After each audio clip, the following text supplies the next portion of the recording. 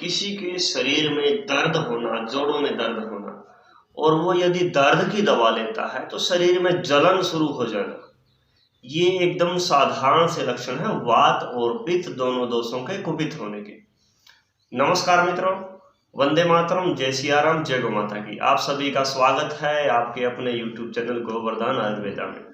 हम यहाँ जो भी कोई जानकारी आपके साथ साझा करते हैं उसको पहले प्रयोग करते हैं और प्रयोग करने पर यदि हमें अच्छा रिजल्ट मिले तो आपके साथ साझा करते हैं। हमारा आज का विषय है, यदि किसी व्यक्ति को वात, पित्त और कफ के अकॉर्डिंग वात और पित्त दो दोष जो है एक साथ विकृत हो जाए, एक साथ बिगड़ जाए, तो हमें क्या करना चाहिए, कौन सी दवा का सेवन करना चाहिए और हमें कैसे पता लगे कि हमारे वात और पित्त दोनों दोष एक साथ कुपित हो गए। तो सबसे पहले हम बात करते हैं वात के लक्षण क्या होते हैं। जब भी किसी का वात बिगड़ता है तो सीधी सी बात है, उसके शरीर में रूखापन आता है, खुश्की आती है। यदि ठंडी हवा चलती है तो उसको सर्दी ज़्यादा लगती है और गर्मी हवा चलती है, गर्म हवा चलती है तो उसको गर्मी भी ज़्यादा लगती है। साथ में उसके शरीर में कहीं ना कहीं दर्द होता है, विशेष करके जोड़ों में दर्द होता है, घुटनों में दर्द होता है और दर्द की यदि वो ठंडी चीज़ें खा लेता है तो उसका दर्द और भी ज़्यादा बढ़ता है। अब उसको क्या क्या चीज़ें खाने से दर्द बढ़ता है? सभी प्रकार की दालें खाने से, आलू खा ली, बैंगन खा ली, गोभी खा ली, मटर खा ली, या कुछ कसैला रस खा लिया, या फिर कुछ खट्टा नहीं, कुछ जो है कटु रस खा लिया, कड़वा रस खा लिया, तो भी उसको जो है दर्द की समस्या बढ़ती है। अब बात करते हैं पित्त की। यदि पित्त किसी का कुपित होता है तो उसको पसीने ज़्यादा आते हैं, शरीर सूखता है, शरीर में जलन होती है, चेहरे का रंग काला, नीला या लाल हो सकता है, होने लग जाए, और यदि वो गर्मी लीवर पर अटैक कर दे तो हो सकता है पीला शरीर होना शुरू हो जाए और उसको जो है पित्त विकृति के लक्षण जो है साफ देखने को मिलते हैं। लेकिन यदि किसी को दोनों चीज़ें हो जाए, हालांकि दोनों दोषों का जो काम होता है वो सुखाना होता है, क्योंकि जो वात होता है वो होता है वायु और आकाश, पंच महाभूत जो हमारे हैं, जो धरती पर जितनी भी वस्तुएं हैं वो सब पंच महाभूत के अकॉर्डिंग है। और जब आकाश महाभूत और वायु महाभूत मिलते हैं तो निर्माण होता है वात दोष का। और जिसको भी वात की विकृति बढ़ी हो तो यानी उसके शरीर के अंदर वात, वायु और आकाश महाभूत की क्षमता जो है ज्यादा हो गई है। और अब आ गई बात पित्त की। यदि किसी का पित्त बिगड़ा है तो वो संकेत देता है कि इस व्यक्ति का जल और अग्नि महाभूत जो है बिगड़े हुए, क्योंकि जल और अग्नि के मिश्रण से पित्त दोष का निर्माण होता है।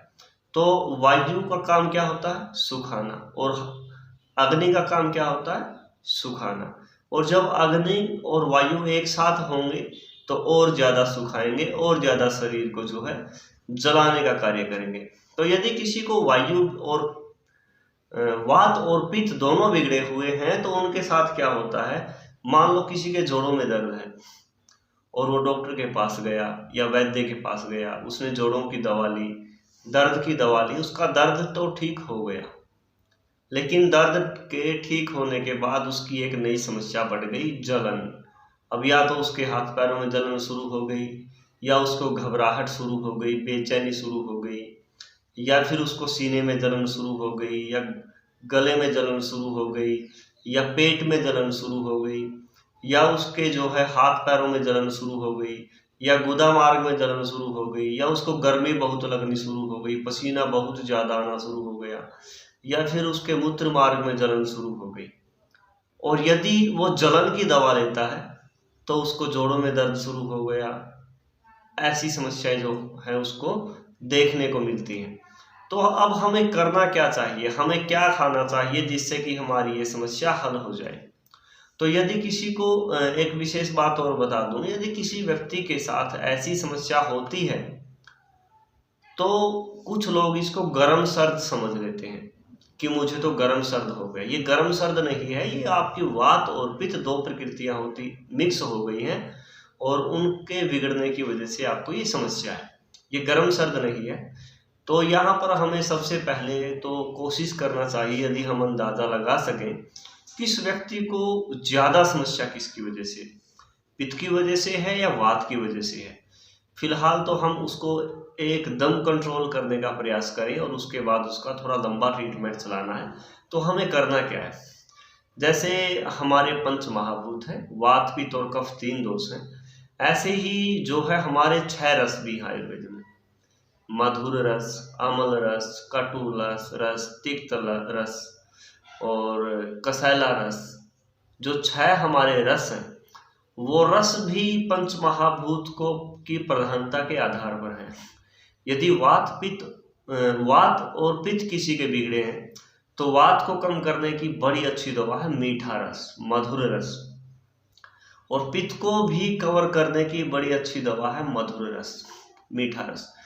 हालांकि कसैला रस भी पित्त को कवर करता है और कड़वा रस भी जो है पित्त को कवर करता है, लेकिन यहाँ पर ये देने से वात जो है बिगड़ जाएगा, यानी दर्द बढ़ जाएगा। तो हमें क्या करना है, मीठी चीज़ें जो प्रकृति ने बनाई है, जैसे ईख है, घी है, दूध है, मक्खन है और नारियल है, अंगूर है, अनार है और जो है हमारा ये क्या नाम है, शतावर है, अश्वगंधा है, ये सब चीज़ें जो हैं इसको वात और पित्त दोनों का कवर करने का जो है अच्छा कार्य करती हैं। गुड़ है, शक्कर है, तो यानी हमें कुछ ऐसी चीज़ों का सेवन करना है जो ठंडी भी हो और ठंडी होने के साथ साथ चिकनाई युक्त हो। तो यदि किसी को वात और पित्त दोनों दोष बिगड़े हुए हैं तो उसके शरीर पर गाय के घी की मालिश करो। गाय के घी की मालिश करने से क्या होगा, मालिश आपको पता होगा वात को समन करने की बड़ी चमत्कारी दवा है। और साथ में जो है अगर ठंडी चीज़ से नारियल आप खाओगे, नारियल का पानी पियोगे, नारियल का तेल भोजन में लोगे और नारियल के तेल की मालिश करोगे तो भी आपको फायदा होगा। घी आप खाओगे गुड़ के साथ, शक्कर के साथ, और घी की मालिश करोगे आपको फायदा होगा। अनार का जूस आप पियोगे, अनार खाओगे आपको फायदा होगा। और गुड़ या शक्कर में घी डालकर खाओगे आपको फायदा होगा। यानी कुल मिलाकर के जितनी भी मीठी चीज़ें होती हैं, जो मधुर रस हमारा है आयुर्वेद के अकॉर्डिंग, वो आपके वात और पित्त दोनों को समन करने का काम करता है। और सबसे अच्छी दवा है वात पित्त की घी की मालिश करना। घी में जो हमारा नूनी घी होता है, जो मक्खन होता है ताज़ा, उसके अंदर यदि हम सिट्टा मिश्री मिला करके खाते हैं तो हमारे वात और कफ को कंट्रोल करने की और भी अच्छी दवा बन जाती है। तो यदि आपको ऐसी कोई समस्या है तो आप इसको प्रयोग करें और जानकारी कैसी लगी कमेंट में ज़रूर बताएं। और साथ में जो है इस वीडियो को शेयर करें, क्योंकि बहुत लोग आज इस परेशानी से परेशान हैं, तो वो इसका लाभ ले सकें, वो ठीक हो सकें। इसके लिए जो आप इस वीडियो